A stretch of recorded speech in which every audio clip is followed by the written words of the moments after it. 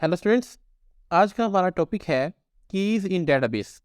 कि डेटाबेस के अंदर कीज़ क्या होती हैं और डेटाबेस के अंदर हम कितनी टाइप्स की कीज़ इस्तेमाल करते हैं। तो सबसे पहले कीज़ की डेफिनेशन को डिस्कस कर लेते हैं। अ की इज़ एन एट्रीब्यूट और set of attributes that uniquely identifies a tuple in a relation. Database के अंदर रिलेशन में हर टपल को यूनिकली आइडेंटिफाई करने के लिए जो एट्रीब्यूट हम इस्तेमाल करते हैं उस एट्रीब्यूट को हम की कहते हैं। एक एग्जांपल से इसको समझते हैं। लेट्स सपोज आपके पास एक स्टूडेंट का टेबल है। अब इस स्टूडेंट टेबल के अंदर जो एट्रीब्यूट हम अपने रिकॉर्ड्स को या अपनी रोज़ को आइडेंटिफाई करने के लिए इस्तेमाल करेंगे वो एट्रीब्यूट की कहलाएगा। यानी अगर मैं रोल नंबर को इस्तेमाल करता हूँ तो रोल नंबर मेरी की होगी।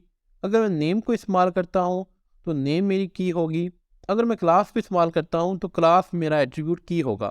The keys are defined in table to access और sequence the store data quickly and smoothly.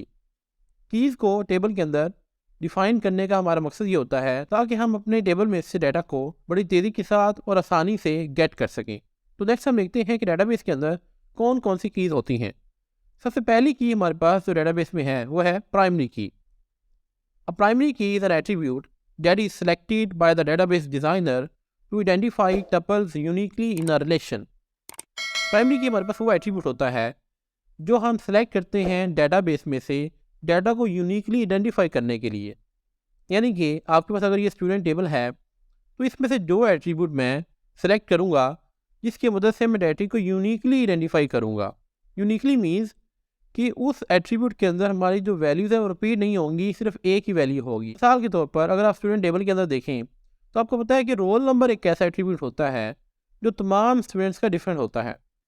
तो यहाँ पर हम इस रोल नंबर एट्रीब्यूट को सिलेक्ट कर लेंगे और इस रोल नंबर को हम सेट कर देंगे ये प्राइमरी की है। यानी कि एक ऐसा एट्रीब्यूट है जिसकी मदद से मैं हर स्टूडेंट को यूनिकली आइडेंटिफाई कर सकता हूँ, अलग अलग आइडेंटिफाई कर सकता हूँ, क्योंकि किसी भी स्टूडेंट का जो रोल नंबर है वो यूनिक होता है। दो स्टूडेंट्स का कभी भी एक रोल नंबर नहीं हो सकता। Some important points about a primary key are, अब प्राइमरी की के कुछ कंडीशंस होती हैं जिनको फुलफिल करना बहुत ज़रूरी है। पहली है a relation can have only one primary की। एक टेबल के अंदर हमेशा सिर्फ एक ही प्राइमरी की होगी, एक से ज़्यादा प्राइमरी की नहीं हो सकती। सेकंड है each value in a primary की एट्रीब्यूट मस्ट बी यूनिक।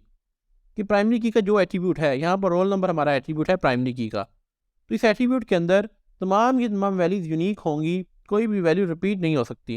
यानी कि अगर आप देखें 3001, 3002, तो इस एट्रीब्यूट के अंदर हम कोई भी वैल्यू को रिपीट नहीं कर सकते।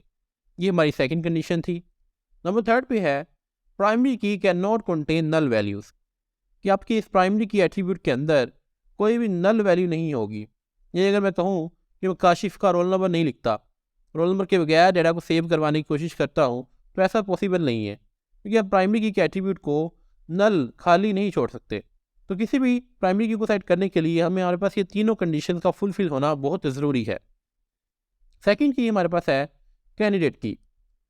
Sometimes a relation have more than one attributes that can uniquely identifies each record in a table.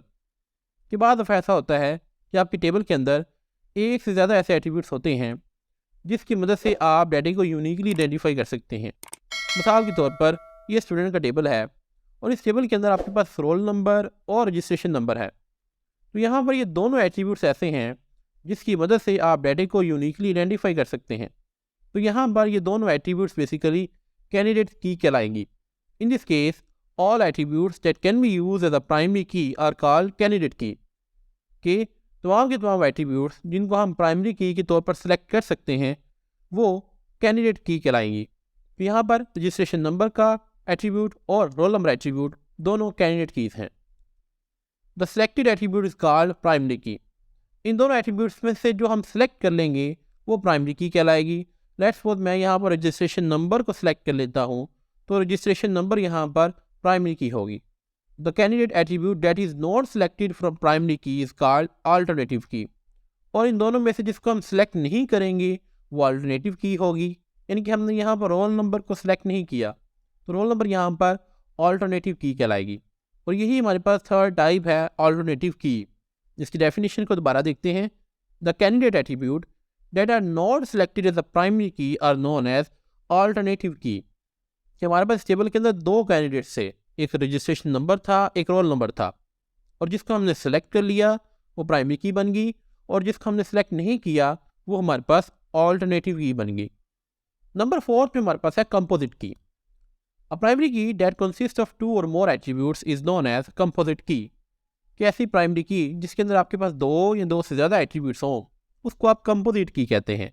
बाद हमारे टेबल में ऐसा होता है कि किसी एक एट्रीब्यूट की मदद से हम डाटा को यूनिकली आइडेंटिफाई नहीं कर पाते, तो उसके लिए आप दो एट्रीब्यूट्स को मिलाकर प्राइमरी की बनाते हैं।